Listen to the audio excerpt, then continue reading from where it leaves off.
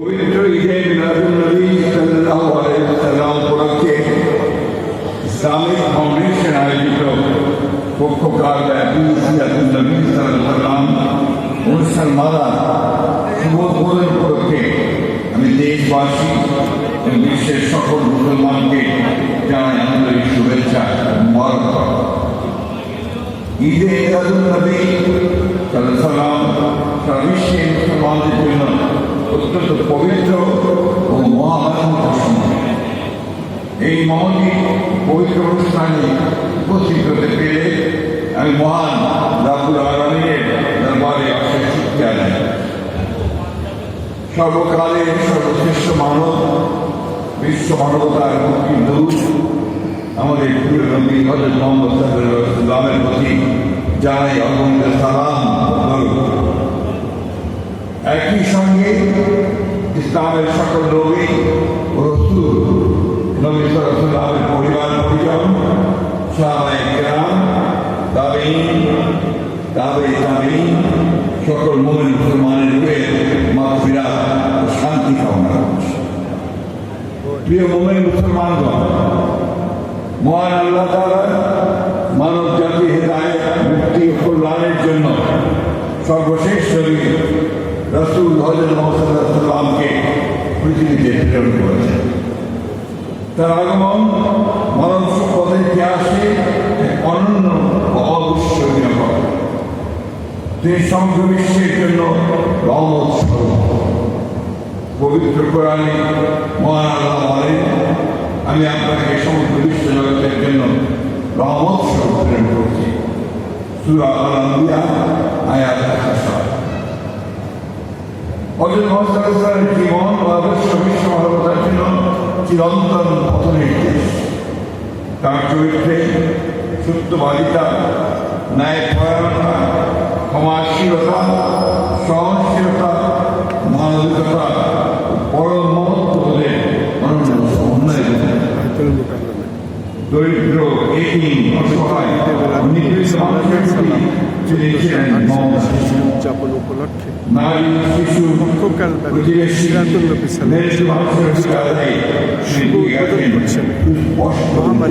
রাষ্ট্রপতি তিনি মানুষকে ধর্ম, বর্ণ, গোত্র, ভাষা, অঞ্চল কিংবা সামাজিক অবস্থার কারণে কোনো মানুষকে অবজ্ঞা করা যায় না। মানুষের মর্যাদা প্রতিষ্ঠা এবং ন্যায় ও ইনসাফের সমাজ গঠনই ছিল তার অন্যতম শিক্ষা। রাসূলুল্লাহ সাল্লাল্লাহু আলাইহি ওয়াসাল্লাম বলেছেন, তোমাদের মধ্যে সেই ব্যক্তি উত্তম যে তার চরিত্র উত্তম। মহান আল্লাহ অনুপম চরিত্রের প্রশংসা করে পবিত্র কোরআনে ইরশাদ করেছেন, নিশ্চয়ই আপনি মহান চরিত্রের অধিকারী। সূরা আল-আহজাব আয়াত ২১। মহানবী সাল্লাল্লাহু আলাইহি ওয়াসাল্লামের এই পবিত্র চারিত্রিক বৈশিষ্ট্য ও শিক্ষা আমাদের ব্যক্তি, পারিবারিক, সামাজিক ও রাষ্ট্রীয় জীবনে সততা, নৈতিকতা ও উত্তম চরিত্রের সর্বোচ্চ গুরুত্বকে স্মরণ করিয়ে দেয়। আল্লাহ বলেন, রাসূল সাল্লাল্লাহু আলাইহি ওয়াসাল্লাম বলেন, ওয়াতুল হাসানা, অর্থাৎ সর্বশ্রেষ্ঠ আদর্শ। আজকের বিশ্বে হিংসা, সংঘাত, অসহিষ্ণুতা, বৈষম্য, উগ্রতা, মিথ্যা ও নৈতিক অবক্ষয় যে বিস্তার ঘটছে, তা থেকে উত্তরণের জন্য মহানবী সাল্লাল্লাহু আলাইহি ওয়াসাল্লামের আদর্শ অনুসরণের কোনো বিকল্প নেই। তার বিধায়কের ভাষণে মানব মর্যাদা, সাম্য, ভাতৃত্ব, ন্যায় বিচার, পারস্পরিক অধিকারের যে মহান শিক্ষা অর্জিত হয়েছিল, তা আজও সমগ্র বিশ্বে মানব জাতির জন্য অত্যন্ত প্রাসঙ্গিক। মহানবী সাল্লাল্লাহু আলাইহি ওয়াসাল্লামের মাধ্যমে আল্লাহ তাআলা সার্বজনীন, চিরন্তন ও পূর্ণাঙ্গ জীবন বিধান, কমপ্লিট কোড অফ লাইফ, পবিত্র কোরআন নাযিল করেন। তার মাধ্যমে মানব জাতির শান্তি, ন্যায়, সাম্য, ভাতৃত্ব ও মানবিকতার অনুপম বিধান ও আদর্শ ইসলাম ধর্মকে পরিপূর্ণতা দান করে। মহানবী সাল্লাল্লাহু আলাইহি ওয়াসাল্লামের প্রতি প্রকৃত ভালোবাসা প্রকাশের উপায় হল কোরআন সুন্দর আলোকে আমাদের জীবন, পরিবার, সমাজ, রাষ্ট্রকে পরিচালনা করে। সম্মানিত সুধীমণ্ডলী, বাংলাদেশ সাম্প্রদায়িক সম্প্রীতি, ধর্মীয় সহ অবস্থানের এক উজ্জ্বল ঐতিহ্যের দেশ। এদেশের মানুষ যুগ যুগ ধরে পারস্পরিক শ্রদ্ধা, সহনশীলতা ও সম্প্রীতির সঙ্গে বাস করে আসছে। মানবিক সাল্লামের অন্যান্য ধর্মের সমন্বয়ে যে সমাজ ব্যবস্থা পারস্পরিক অধিকার সম্পূর্ণ শান্তিপূর্ণ অবস্থানে দৃষ্টান্তে স্থাপন করেছেন, আমাদের জাতীয় জীবনে শান্তি ও সম্প্রীতি প্রতিষ্ঠায় তা অনুসরণ। সেই দৃষ্টান্তকে পাশে করেই আমরা এমন একটি বাংলাদেশ গড়ে তুলতে চাই যেখানে ধর্মপ্রাণ মানুষ স্বাধীনভাবে ধর্ম পালন করবে, সকল ধর্মের মানুষ নিরাপদ ও সম্মানজনক জীবনযাপন করবে, ন্যায় বিচার, সাম্য, মানবিক মর্যাদা, পারস্পরিক সৌহার্দ্য হবে রাষ্ট্র ও সমাজের ভিত্তি। সম্মানিত সুধীমণ্ডলী, বাংলাদেশের মানুষের ধর্মীয় বিশ্বাস, মূল্যবোধ ও ইসলামী সংস্কৃতির সঙ্গে আমাদের জাতীয় জীবনের সম্পর্ক অত্যন্ত গভীর। শহীদ রাষ্ট্রপতি জিয়া রহমান সেই অনুভূতির প্রতি সম্মান জানিয়ে সংবিধানের প্রস্তাবনায় বিসমিল্লাহির রহমানির রহিম সংযোজন করেন। তিনি 4টি বিভাগীয় শহরে ইসলামী সাংস্কৃতিক কেন্দ্র স্থাপন করেন।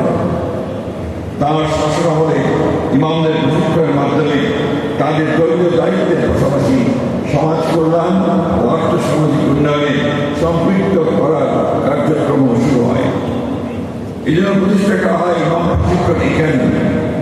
পরবর্তীতে 1993 সালে সাবেক প্রধানমন্ত্রী দেশনেত্রী বেগম খালেদা জিয়া মসজিদ ভিত্তিক শিশু গণশিক্ষা কার্যক্রম চালু করেন। 2001 সালে ইমাম মসজিদ কল্যাণ ট্রাস্ট প্রতিষ্ঠা করেন। এইসব উদ্যোগের মাধ্যমে মসজিদ, ইমাম, ধর্মীয় শিক্ষা এবং সমাজে ইসলামী নৈতিক মূল্যবোধের বিকাশে প্রাতিষ্ঠানিক সহায়তার পরিধি সম্প্রসারিত হয়েছে। বর্তমান সরকার ধর্মীয় নেতাদের মর্যাদা বৃদ্ধি, তাদের কল্যাণ নিশ্চিত করতে প্রতিশ্রুতিবদ্ধ। ইতিমধ্যে ইমাম, মুয়াজ্জিন ও কাজী সাহেবদের মাসিক সম্মানী ভাতা দেওয়া শুরু হয়েছে।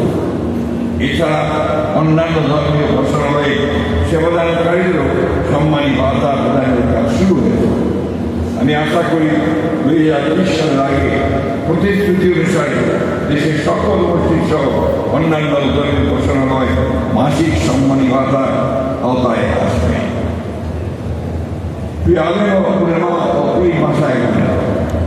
আপনার ধর্মীয় নৈতিক মূল্যবোধের পথ প্রদর্শক মসজিদের মেম্বার থেকে আপনার কোটি মানুষের কাছে সত্য, ন্যায়, সততা, ভাতৃত্ব, মানবতার বাণী পৌঁছে দেয়।